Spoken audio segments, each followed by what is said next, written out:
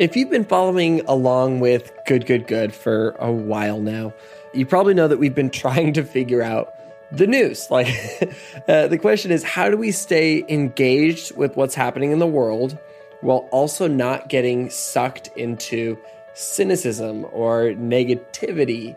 And how can we celebrate all of the good things that are happening, all the good in the world, but also stay in tune with the real heartbreak and pain around us? And so you may know this or you may not. We ended up creating a print newspaper called the Good Newspaper. You can order it at goodnewspaper.org, but it ultimately wrestles with this tension. And when we launched the Kickstarter to bring this to life initially, we were fully funded in just a few days by hundreds of people. And that led us to think that maybe there were others out there who were trying to figure this out as well. And our guest this week, Erica Mandy, is someone who, when she saw problems in the news industry, she decided to do something about it. Erica Mandy is an award-winning broadcast journalist and a former TV news reporter. She left her six-figure dream job as a TV news reporter in LA, the second largest news market in the country, all because of two things. One, she kept hearing from people that they were tuning out news altogether because it was too, quote unquote, depressing. And she herself was starting to feel a sense of depression and anxiety from 10 years of covering horrific stories and then presenting them in a way that was alarmist. So she decided to do something about it, and she up and quit her secure six-figure job to launch a new kind of news with a podcast called The Newsworthy. And it presents a few of the top national stories of the day in a far less alarmist way.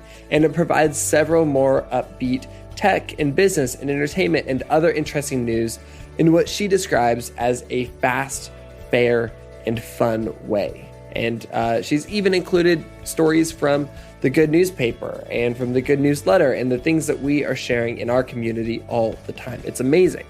The Newsworthy has blown up since it launched. It's now been featured at the top of Apple Podcasts, right next to Serial, several times now.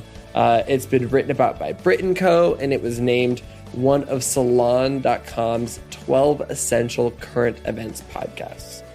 In our conversation, I loved getting to dive into what the news industry is like on the inside, how we can fight to make it better, all of us, and how we can be a lot more intentional about how each of us consume the news. I'm Brandon Harvey, and this is Sounds Good. This is the weekly podcast where we have conversations with inspiring people who are rejecting cynicism and using their lives to make an impact. Sounds Good is not your typical 3 Steps to Success podcast. We don't host this podcast for the sake of leaving you with bullet points on self-improvement. We believe that our lives are more complex than that. And so we show up here on Sounds Good to ask big questions, dive into some nuance, and learn from each other's stories. This was such a fun conversation. I loved getting to learn about Erica's story. So without any further ado, let's just jump straight into this conversation.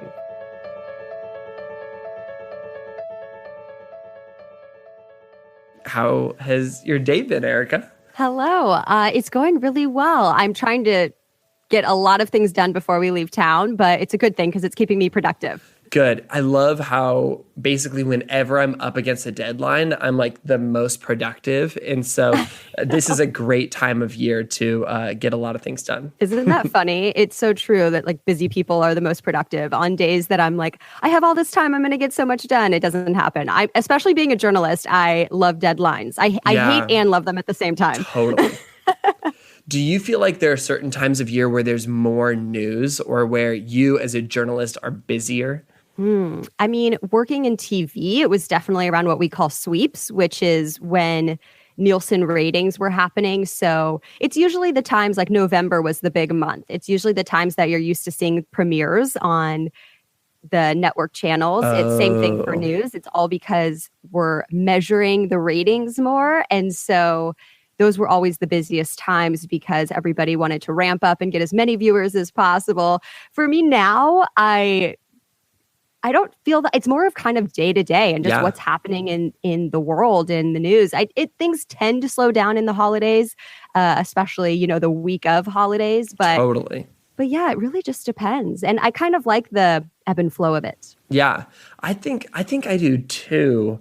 I feel like there's basically always the exact same amount of news. Like this is my theory based off of no data, just off of personal feelings, but I feel like there's always the same amount of news, but I think that we as a culture get to a point where we feel overwhelmed by news. So like if there's a lot of stuff happening with politics or like Trump and Russia all at once.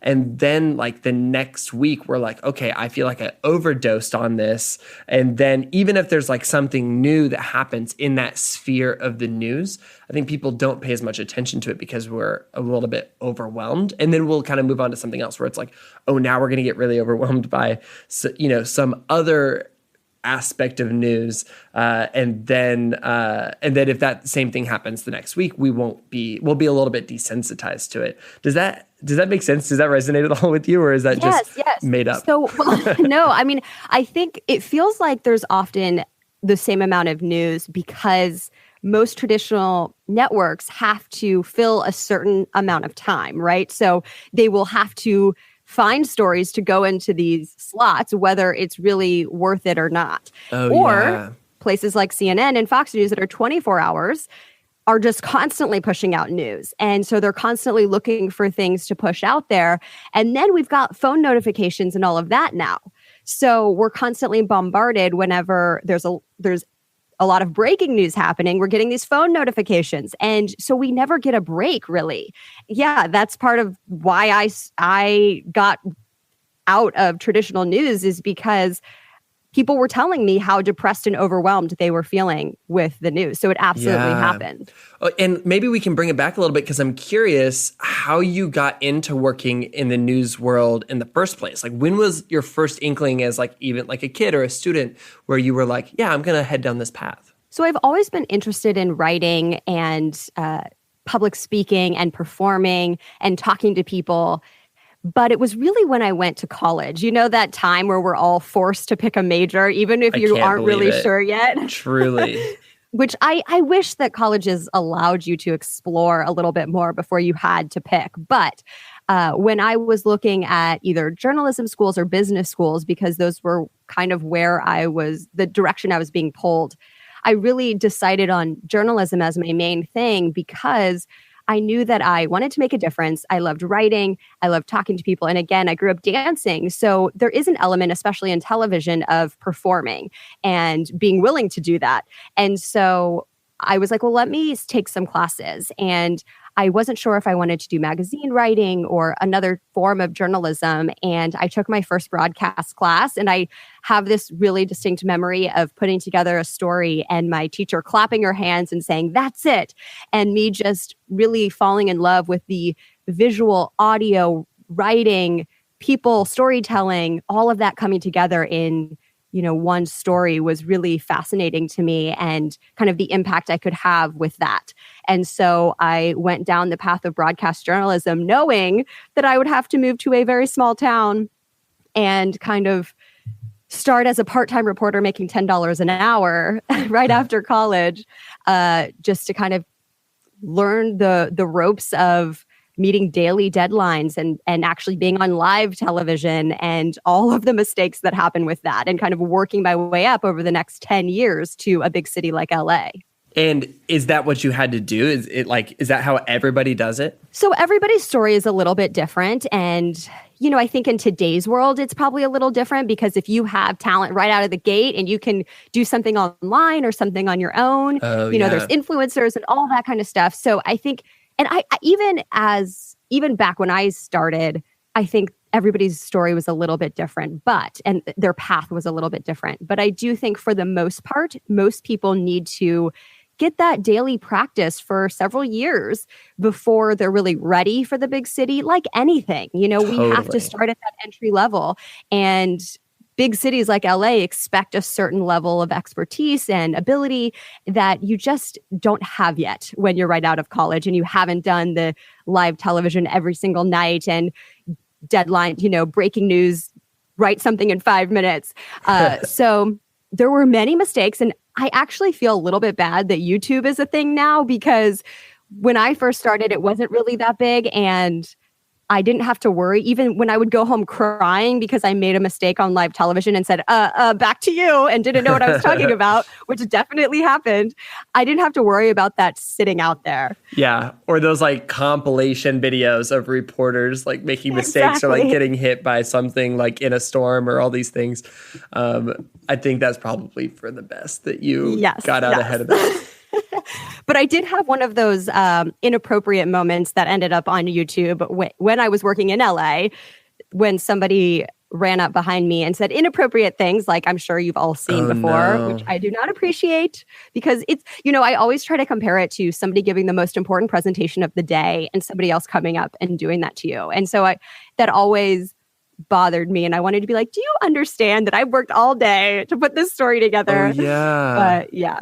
Somehow I feel like I've never thought about that. And I don't know what it is that maybe like dehumanizes people in the news, but I remember being in college and there being like reporters like reporting on something in my neighborhood. And it was like a pretty normal thing. I think it was like a human interest, like sports something story, because I live next to a stadium. And I remember like walking by in the background, Goofy or whatever.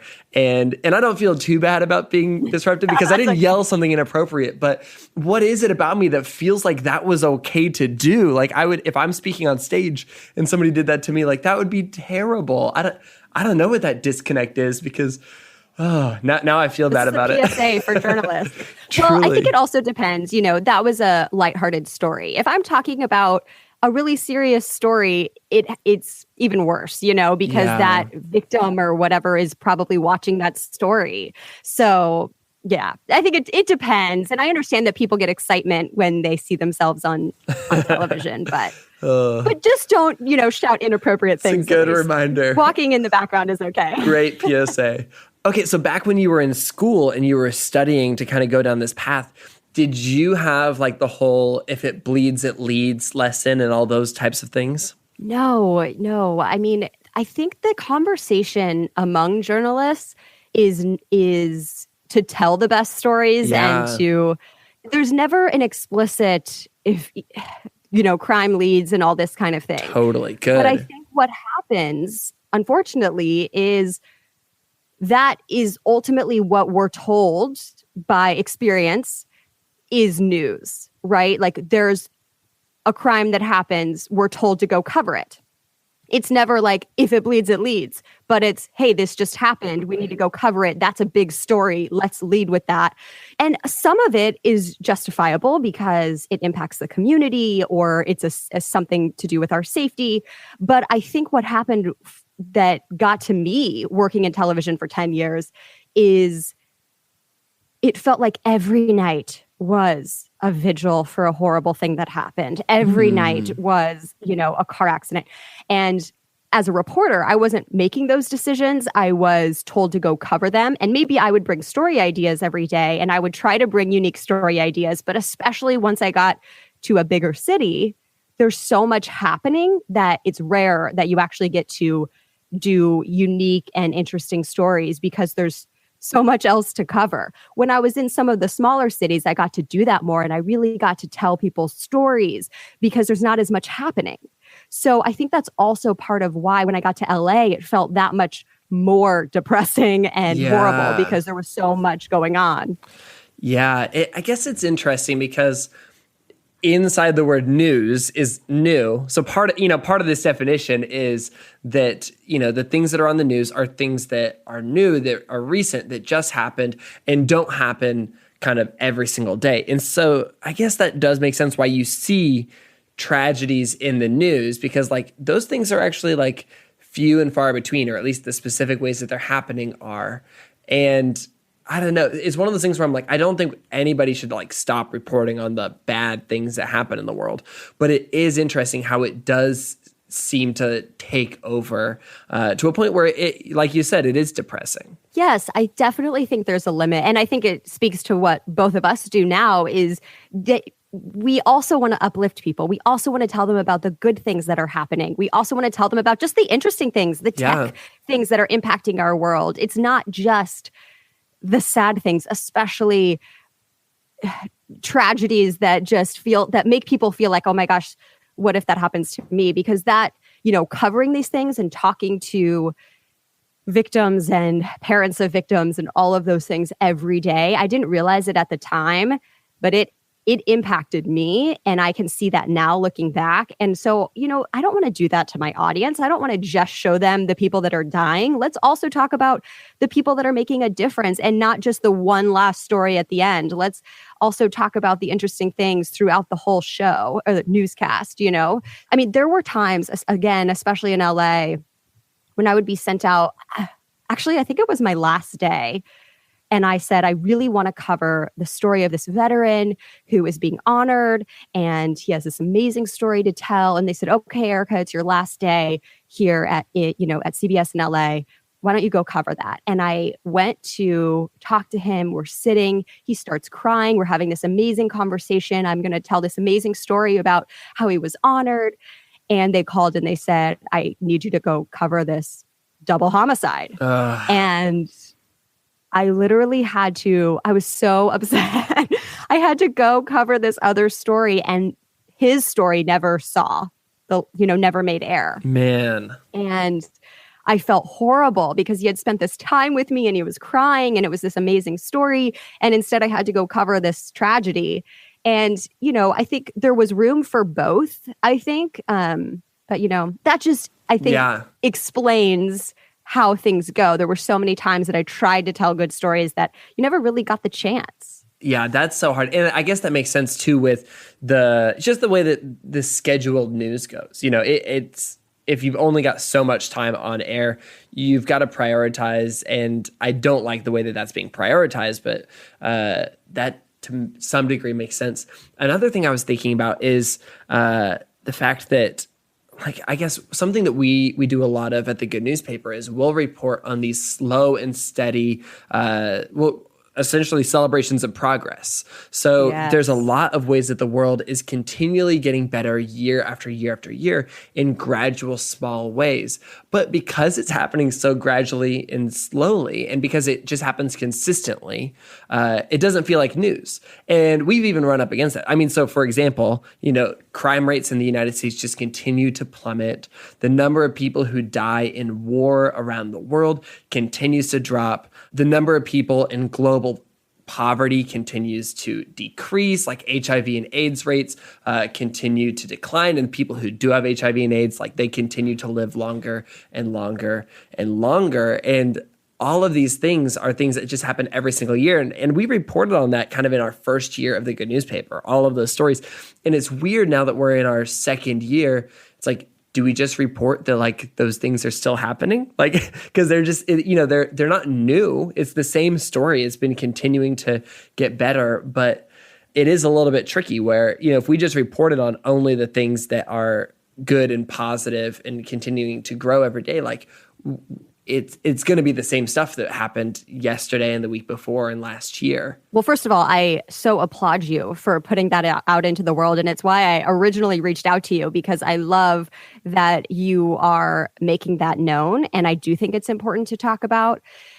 But I think that's why it's important for there to be reports, yearly reports, because I think when there's a researcher that has looked at something and says, this is what's changed, it gives at least some newsworthy hook that there is a new report here. And they've really analyzed this, and we're not just going off of what it seems, right? So while you might not want to spend an hour looking at the thing that we looked at last year for an hour, I think there is still room to say, hey, we checked back in and this report found that it's still going up and this is great news. And because people do want to be reminded that things aren't all horrible. But I do think you are right. And that's a lot of the reason why things that are not extraordinary don't get put into traditional news, because there's an element of, there's no big enough hook to tease it and get people to tune in when they're all competing.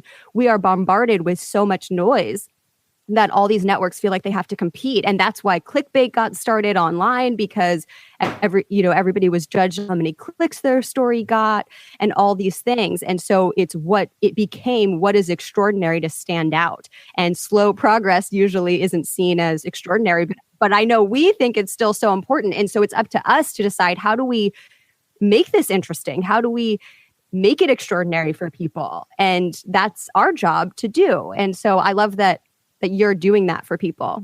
Thank you. I appreciate that. And I want to talk about how you're doing that. But first, let's back up a tiny bit. And I want to just continue to get to know, what your time working for, kind of a traditional news company in LA was like. What was it like as kind of you started feeling more overwhelmed with depression while you were working on these specific stories? I remember the first body bag that I saw, and it was actually in Columbia, Missouri, my first station that I worked at. And it wasn't that I ever got, clinically depressed, but it was just this constant, sad stories that I had to cover that I then had a job to do. So while I would feel empathy in the moment, I had to kind of push that down and just move on to the next story. And as we know, that's never good to just push down the feelings of empathy or sadness, or, just making sure that you're feeling the feelings of seeing this horrible thing that day, because you just always had to go on to the next story. And especially once I got to LA, I would do 4 breaking news stories in one night sometimes. And so you're just forced to put on that face. And it's interesting because I think, and I'm sure this happens with other first responders, probably even more so because they see even worse things, is that you feel like you just have to put on the professional face. This is my job, and not look too deeply into it. And now looking back, I think that it impacted me more, especially because I never did sit with it long enough. And it made so much sense to me. And that's probably why I resonated when I heard from other people that they felt depressed by the news. And so they were just tuning it out altogether. But as a reporter, I didn't have that option.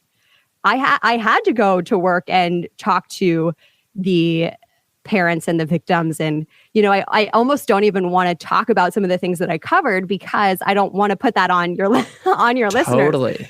But it's like secondary trauma that you're dealing with. Right.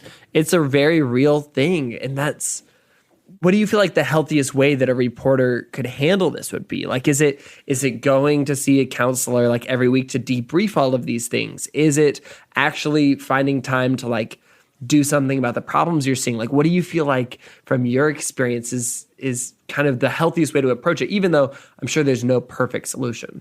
Exactly. I've thought about this a lot more recently now, because what I've thought about is the fact that the news industry doesn't do anything to support the reporters, or even consider the fact that we're seeing these horrible things and having this secondary trauma, right? The producers are not saying, hey, how are you doing after that was a pretty tough story last night? No one ever would say that. And while we would all say in the moment, wow, this story is so sad, we would never focus on the reporter and saying, are you doing okay? Because I know you had to talk to the parent of that person, and you had to see that scene. And so I think, first of all, just as we're seeing now happening more in police departments, who definitely need that even more than reporters because they're seeing even worse things, but they're now starting to say, let's provide counselors, let's provide support and make sure they know it's okay to feel sad about something. I think the same thing needs to happen for the news industry. And I know that every reporter and every person is different. I tend to have a lot of empathy, and I'm probably more emotional than some other reporters. So maybe I need it more. But there was nothing that even made me stop to think that maybe I would need that. There was no conversation that ever happened working 10 years in the industry, even going to school for journalism. That was never part of the conversation. And so I think it starts with just letting journalists know, even right from the beginning when they're getting into their careers, you're going to see some stuff. This is how, and then coming up with some ways to recommend to deal with it. I do think that debriefing, every week with a counselor or something would be helpful. I don't know how I would feel in that moment, because looking back, I think that I would have been like, oh, I don't need it. But I think if the conversation maybe would have started earlier, then maybe I would have gone into it thinking that I do instead of the other way around. Yeah, that's really interesting that that's not really a part of it. And I think that's cool because, I mean, not cool, but like it's interesting that that's an opportunity for growth and that when, news organizations start to take steps towards that, and I assume some already have, but I would imagine that their reporting becomes better because their reporters are in a healthier place and their journalists are feeling more confident about what they're doing and maybe even are more in tune with their own humanity so they can connect with their viewers and listeners and readers' humanity as well. Yes. And I do think, I do think there are a lot of journalists who are empathetic and probably do feel some of this. And I do also want to say it's so important for, there to be war journalists and people who are willing to go into these dangerous situations to tell us what's happening. But I do think that we can approach it differently and that it's not for everybody. And I think I had to realize that maybe it's not for me after 10 years to be seeing tragedy every day. And so taking that step to say, while I told some amazing stories and I impacted people in positive ways, that now is the time to do something different. Yeah. And being okay with that and not letting my ego get in the way to say, but I was going to go to network news and I was going to do all these things and I'm sure I would have. But recognizing that, you know what, that's just my ego talking, that I want to say that I did that and not really what I want to do and how I want to impact the world. That's a really, really good point because I've even found myself doing that with my own career kind of outside the news world, just thinking, oh man, I think I need to make this change. But also, people are looking at me or, oh, I've already invested all this time in this direction. Like I think about this back when I was kind of all in on kind of being like a social media person. Like I was like one of the top Snapchatters in the United States. And it was this like weird, bizarre thing. And there was a day where I was like, I just need to like quit doing this Snapchat thing because it was like sucking my soul and it wasn't helpful or healthy for me. And I've still got friends who are like amazing and crushing it in like the whole like social media influencer, create unique content every day thing. But I was like, I need to like opt out of this. And, but it was hard because I totally, it was some degree of an ego thing where I was like, oh, but then what will I be known for? Like, how will I be seen? And, where is my identity wrapped up? And so I appreciate you sharing that was part of the struggle as well as you were considering, should I step away from this and towards something else? Yeah, because especially when you start something new and no one's heard of it yet, you don't get the same phone call back, right? Than when I say I'm a reporter with CBS. Oh, yeah. And there's all those things. And when you just meet people and they say the typical, what do you do? And you have to kind of explain it's this new thing and they've never heard it before versus, oh, I'm, a network reporter with CBS News, and their eyes get wide, but that's not what makes you happy. And that's not what impacts the world in the best way if you are not all in and you don't really enjoy it and really feel like this is the best way to spend your time. And so, yes, I definitely had to think about that. Like, why do I want to do this? And I think there came a time because throughout my career, I definitely wanted to keep moving forward until I didn't anymore. And I realized that even if I got the goal that I thought was my goal, the very, very top goal, that I actually didn't want it anymore. And that was the big epiphany for me. To say, even if I got that thing, I don't think that I would be happy. I don't think that I would want that. And that was like, oh, well, I haven't had that feeling before. Like I always did want the next thing until now. I just wanted to take a quick break from this conversation to tell you about the sponsor of this week's episode of Sounds Good, the University of Helsinki. Okay, so I just got back from Helsinki, Finland, which happens to be ranked the happiest country on earth. And while I was there, I got the opportunity to visit the University of Helsinki, which is an amazing university. The university's goal is to produce and share high-impact knowledge that contributes to solving global challenges affecting us all. For example, the university has pioneers in climate research and leaders in understanding the mechanisms of cancer treatment. Many of the degree programs link to the research efforts that are key to building a better, more sustainable world. Therefore, when you're studying at the University of Helsinki, you can have an impact too for the world. The University of Helsinki has contributed thousands of people to to the top of the worlds of politics and science and culture and economics, and not to mention for Nobel Prize winners. The application period for the international master's programs starting in August of 2019 is currently open. If you want to continue your education towards making a difference in the world, you should absolutely apply before the deadline on January 11th, 2019. You can learn more about the University of Helsinki and apply for their master's program at helsinki.fi/admissions. One more time, that's helsinki.fi, like Finland, /admissions. University of Helsinki. Study for the world. Okay, now back to the rest of our conversation.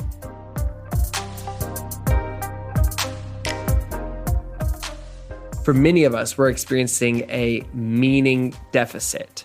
We need meaning in our lives, and our lives are full of a lot of things, but they're not full of this unique purpose that drives us. And so when you are able to say, you know, whether you knew exactly what your next kind of meaningful thing was or not, to say, you know, I'm not experiencing meaning in my current work, and I need to take a step towards doing that. Otherwise, I won't be able to put my whole self into this. Like, that's remarkable. And I think it's important to note that it doesn't, even though yes, I kind of had this epiphany that I didn't want to do what I was doing anymore in 5 or 10 years, it wasn't an overnight change. And really, there was definitely a time when I said, you know, I'm not sure yet if this is what I want to be doing. And I kind of used the excuse at one time I was freelance in LA. And so I said, well, technically I could be laid off at any time.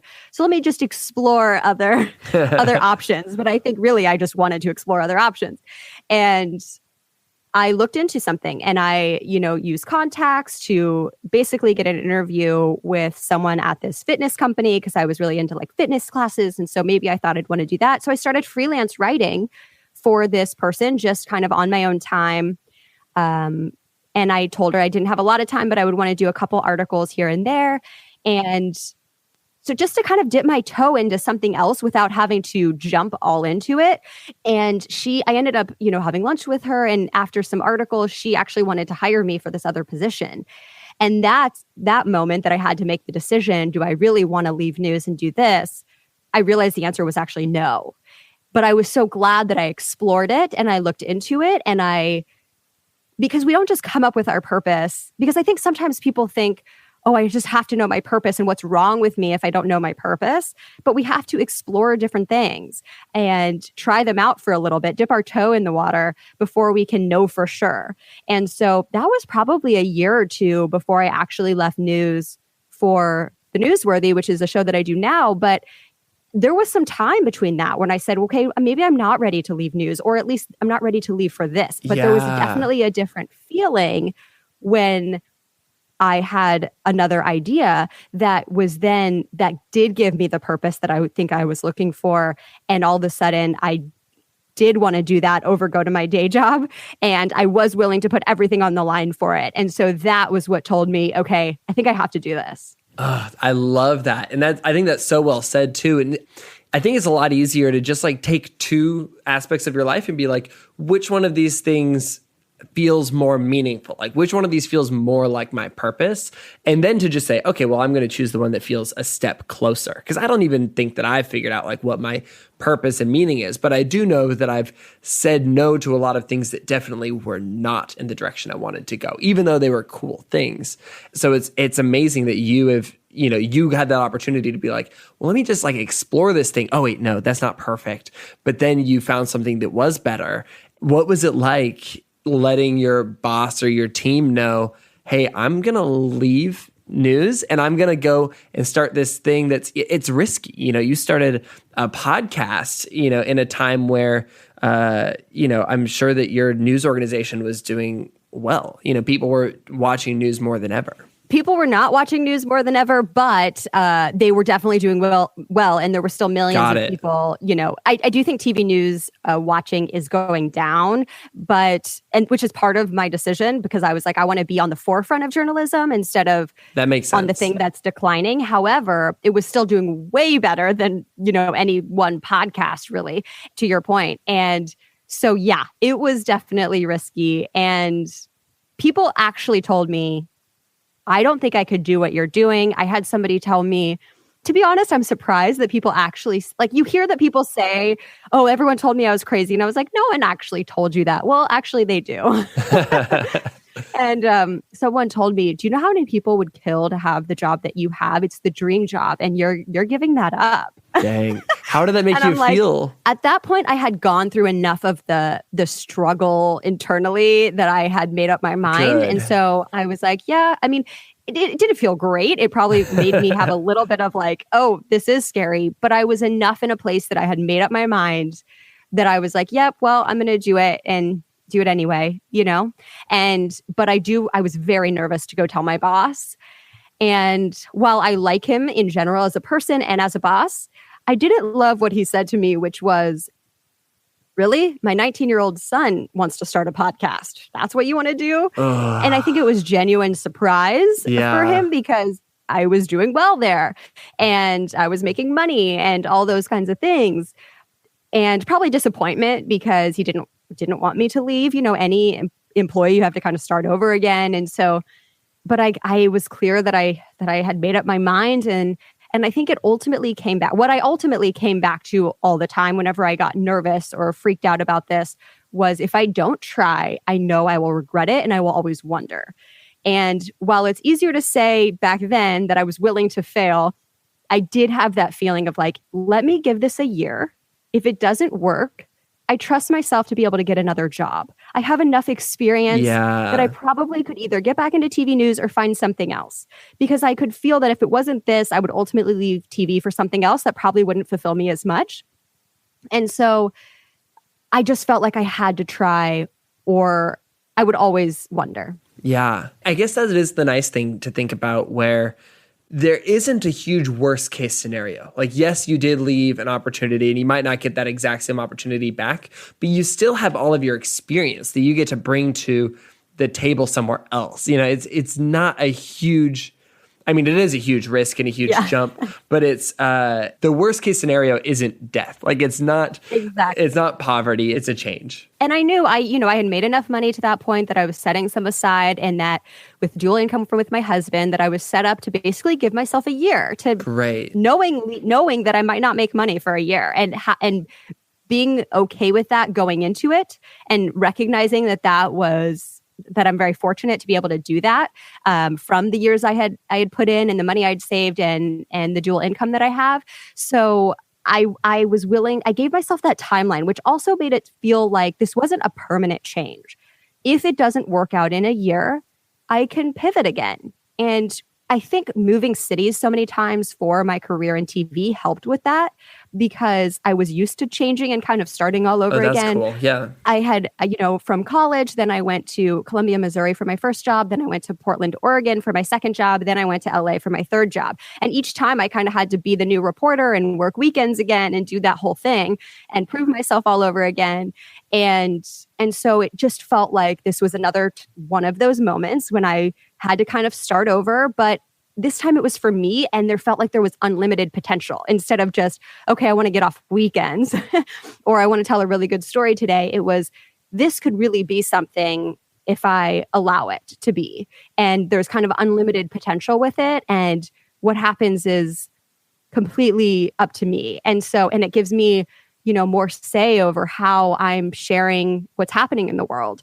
And so that just got me so excited that it was worth the risk. Now, I will say there was a lot more emotional roller coasters ahead that I could not have imagined, but I'm so grateful for it because I've had so much personal growth over the last year. Your podcast is called The Newsworthy, and your tagline underneath it is fast, fair, fun.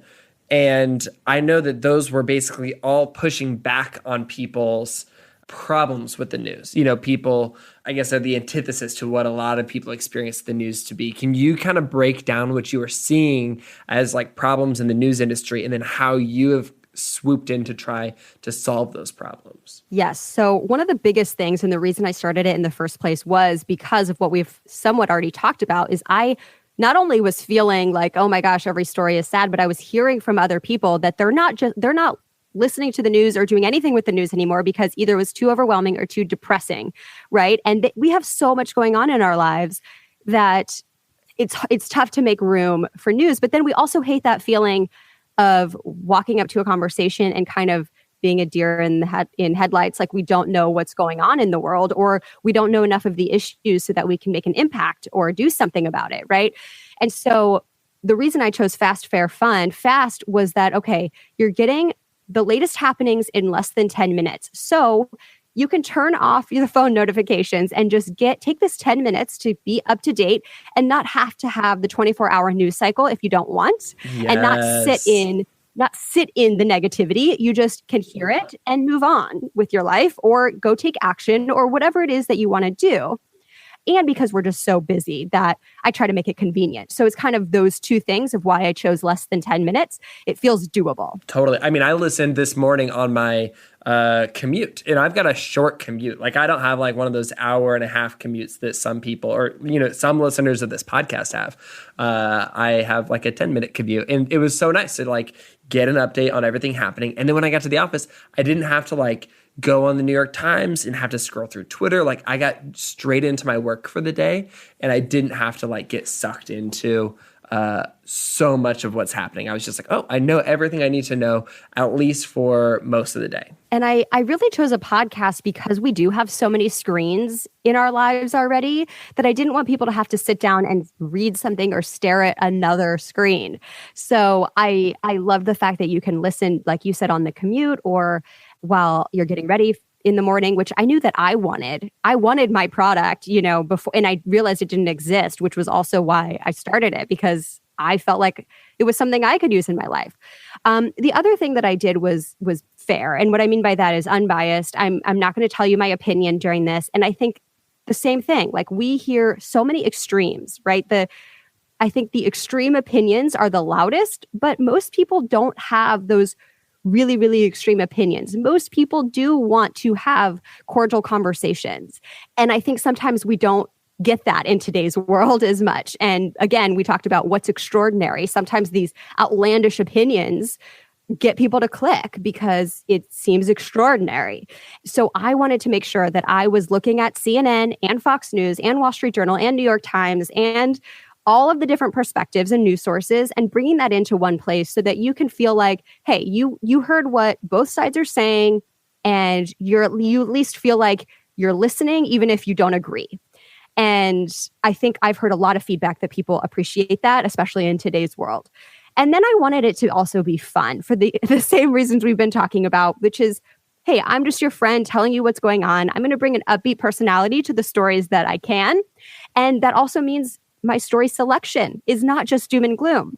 I don't want just politics. I don't want just tragedy. Yes, that sometimes is in there when necessary. And I feel like it is important enough for you to know what's going on and be part of the conversation or to be able to take action if you want.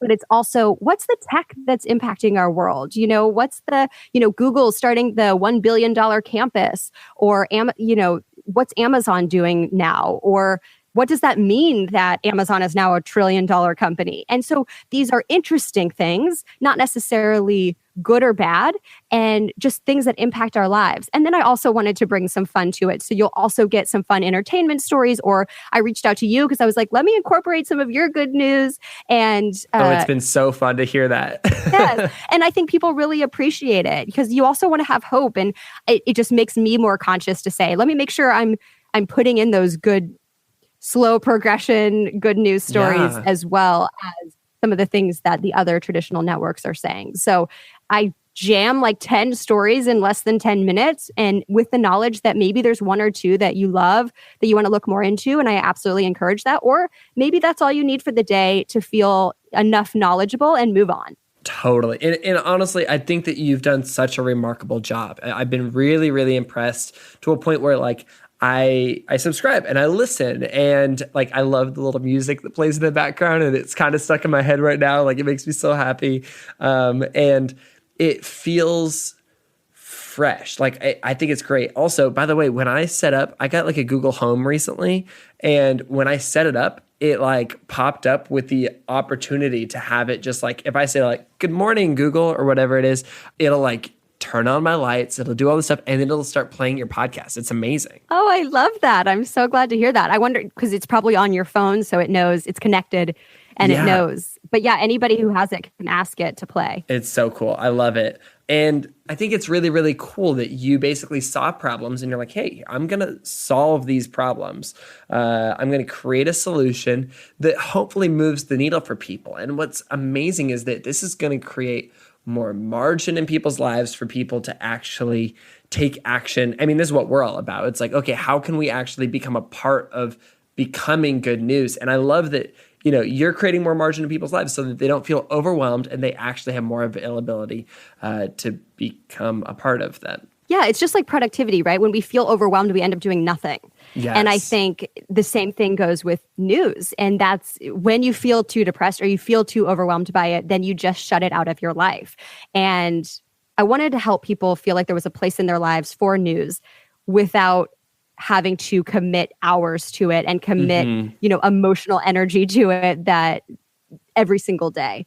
And I think, when there are stories like the California wildfires, I make a conscious effort to say, I'm putting a link in today's show notes of, ideas for how you can help and making sure that I'm doing that and making it really convenient for people when there are opportunities to help or take action and putting that on my website so that you can just go right there and figure out how you want to contribute. I thought that you did such a good job on your Pete Davidson story. You shared about how, he left this heartbreaking message on Instagram talking essentially about suicide. And inside of your story, you included the link to the suicide hotline. And you said, and here's specifically how you can help people in your own life or on your social media feeds or anybody else who are struggling with thoughts of suicide. And you just made it really practical because, I think it's valuable for us to hear this story about the celebrity.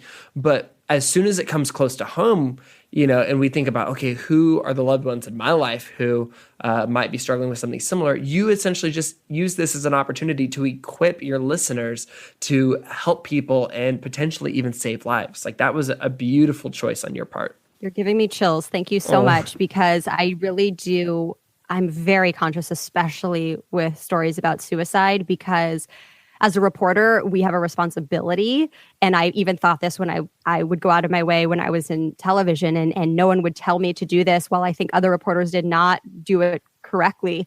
There are certain ways that you have to word stories about suicide so that you're not sensationalizing them and making it seem like a good idea, because it's not. And I will never put out a story about suicide without including the National Suicide Prevention Lifeline. It's just so important when we are putting things out into the world that we're very conscious about how it's perceived.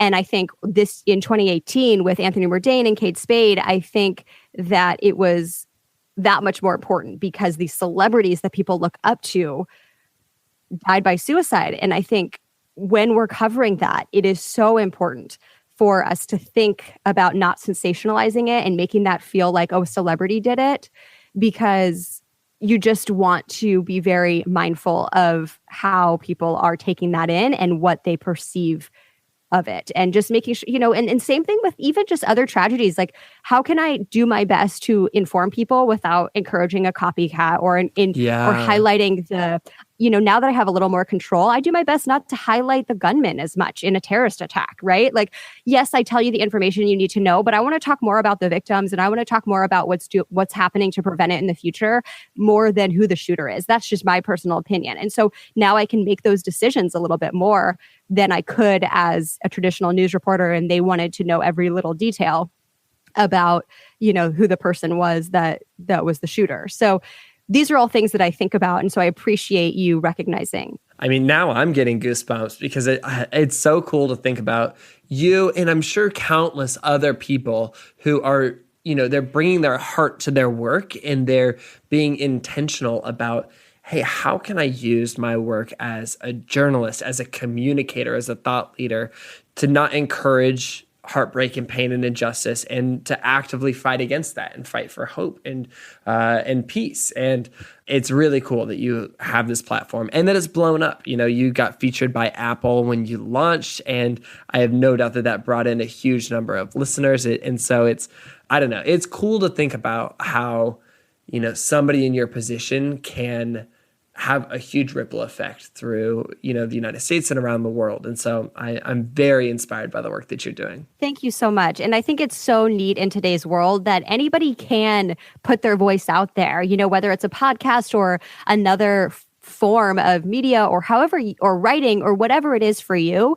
We live in a world that anybody can put their opinions and their messaging and their positivity into the world. And you mentioned Apple Podcasts, that feature. What was so exciting about that is that Apple didn't need me to be a multi-million-dollar news organization to give me that space. And I'm so grateful for that because, yes, I come with the traditional experience as a veteran journalist, but I don't have that same backing. Like we talked about when I try to call someone and I can't say that I'm with CBS, but they saw enough traction in the show and they listened to the show and thought there was enough value in it that they put it up next to those big news organizations. And I think that's so cool that we live in a world where everybody can have that impact and you don't need millions and millions of dollars and powerful people around you. I'm just so inspired by your journey and this intentional choice you've made and your pursuit of purpose.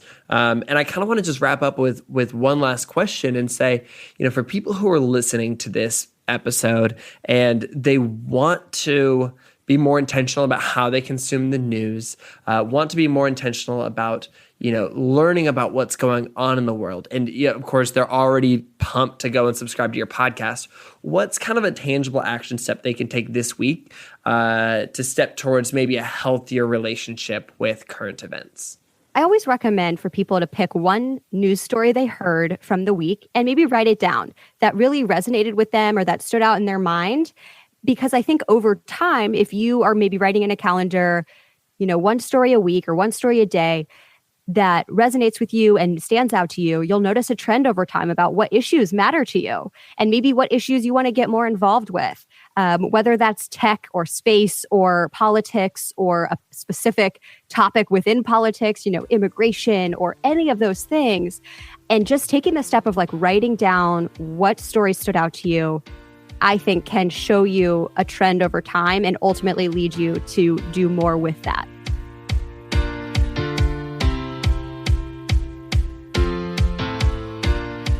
Like I said before, I am truly a huge fan of Erica's show, and I'm so glad that we got to dive deeper into her story. You should absolutely subscribe to The Newsworthy wherever you're listening to podcasts. You're listening to a podcast right now, so whatever app you're using right now, you can just search for The Newsworthy, and you will find the podcast. I don't have to explain how podcasts work. While you're at it, you can absolutely follow Erica on Instagram and Twitter. If you're new to Sounds Good, we would love for you to stick around. You'd also love my conversations with Nigel Poor and Noor Tagori, two women who are doing incredible things in the world of media, storytelling, and news. You can find both of these episodes and more than 100 other episodes by searching for Sounds Good wherever you listen to podcasts. Make sure that you hit subscribe to keep on getting more inspiring conversations with incredible people delivered to your phone while you sleep. This podcast is created by me, Brendan Harvey, as a part of Good, Good, Good, a community that believes in the power of celebrating good news and becoming good news. Chad Michael Snavely and the team at CM Studio edit and mix the show. You can get lots more helpful stories on social media by following us everywhere at GoodGoodGoodCO. We also create a beautiful quarterly newspaper that celebrates the people, ideas, and movements that are changing the world for the better. It's a real-life newspaper. It's actually printed on newsprint. You can open it, close it, give it to somebody, and you can order it today at goodgoodgood.co. And on that note, that is a wrap for this week's episode. Go out and change the way that you consume the news, create some more margin in your life, and ultimately use that margin to make a bigger difference. And we'll be back next week with another inspiring story from an incredible person. Sound good?